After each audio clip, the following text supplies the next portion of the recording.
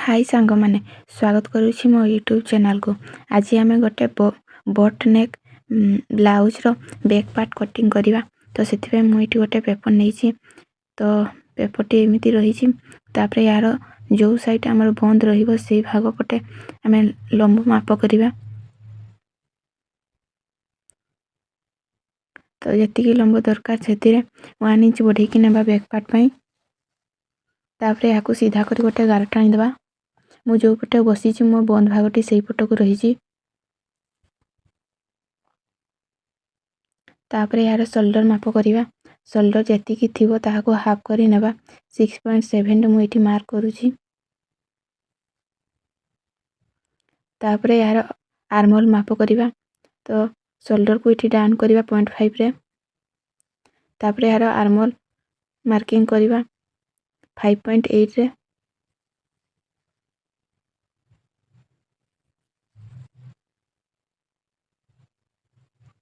यहीपर भाग 6.7 मार्क करके या सीधा कर गोटे गार टाणीदे।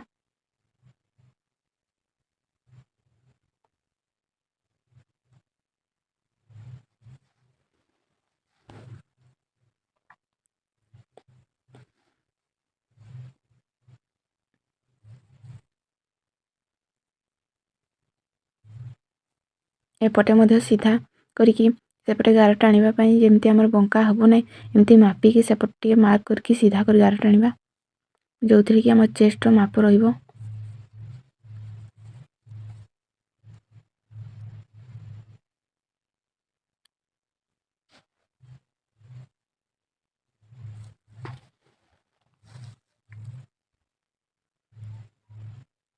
एबे आमे जो शोल्डर डाउन करछे 0.5 रे ताहाको एमिति मार्किंग करदेबा बेक पटे।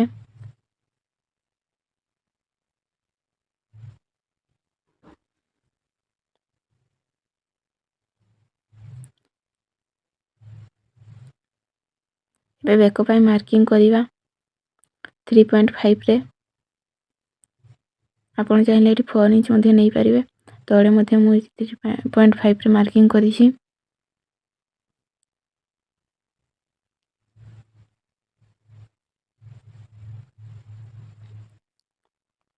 यार लंब मध्ये रही 3.5 रे। एटी मध्ये आपण 4 इंच चाहिले नहीं पारिबे।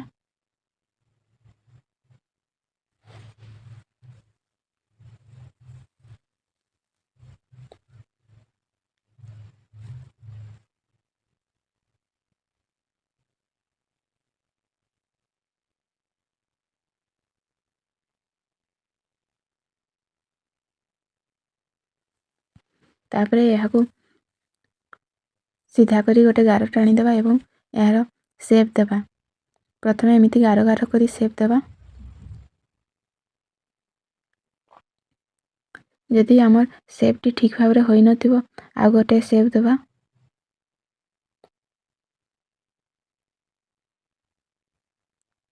जो शेपटी ठीक भाव होइथिबो ताहाको ठीक भाव गार देदेबा एवं जेमिति चाहिए सेमिति बेकर गोटे डिजाइन करि पारिबे।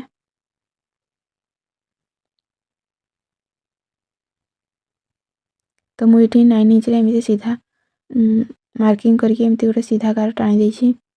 तो ये भितर आम डिजाइन टी हम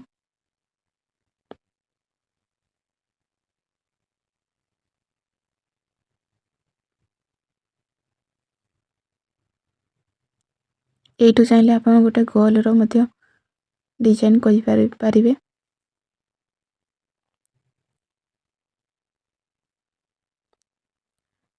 मु एहीपरि भाव गोटे डिजाइन करिछि।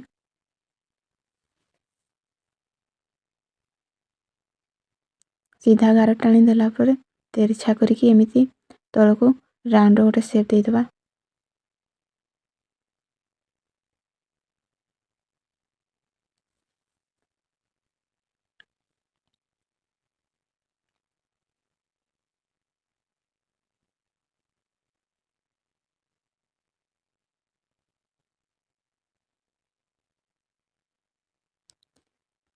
आपण चाहिए शेप देवाई एमती मार्किंग करें ना एमती सीधा भी मार्किंग करें।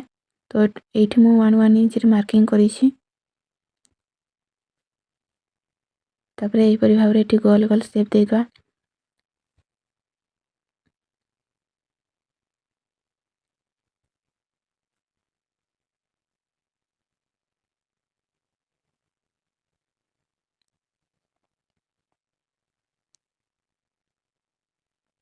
बैक डिजाइन टी मु एहीपरि भाव करिछि। एही डिजाइन टी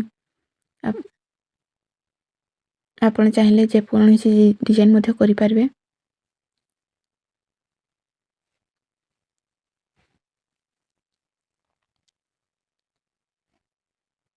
वे 0.7 भीतर को मार्किंग करिबा।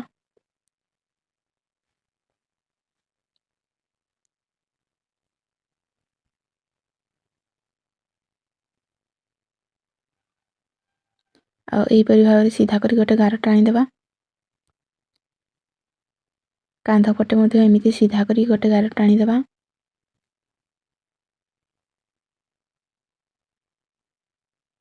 एबे चेस्ट मार्किंग करिबा। तो एटा मु 32 साइज रो ब्लाउज करूची। तो मोर ताको 32 को 4 भाग कले हेबो 8 इंच। 8 इंच रे मु मार्किंग करिछि एवं 2 इंच एक्स्ट्रा मार्जिन रखिछि। तळे मध्ये अंटा जेतिकी थिला ताहाको 4 भाग करी 7 इंच रे मार्क करिछि एवं 1 इंच टक्स पय मार्किंग करिछि आ 2 इंच एक्स्ट्रा मार्जिन। एबे एक्स्ट्रा मार्जिन एमिति सीधा करी गार टाणी देबा फिटिंग लाइन पटे। एबे 1.5 रे बैक पार्ट रो आर्महोल शेप देबा। आर्महोल शेप देबा परे 0.2 डाउन करिबा काखो पाकरे। एइटी मोर कटिंग करिकी सरी जाइछि। तो आपण मानको ए बैक पार्टी केमिति लागुछि कमेंट रे जणेबे आ नुआ थिले चैनल टी को सब्सक्राइब करिवे। Thank you.